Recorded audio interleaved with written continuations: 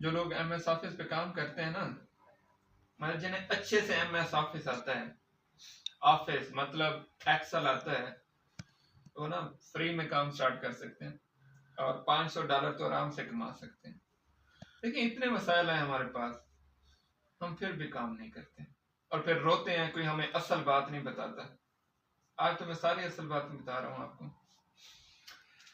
Excel के ऊपर, Excel counting के ऊपर आप सुन के हैरान हो जाएंगे। मेरे ख्याल में जितने भी डेवलपर मार्केटर बैठे हैं ना, आपने आज से एक्सेल की प्रोफाइल बनानी है, क्योंकि आपको मैं राज बता रहा हूं।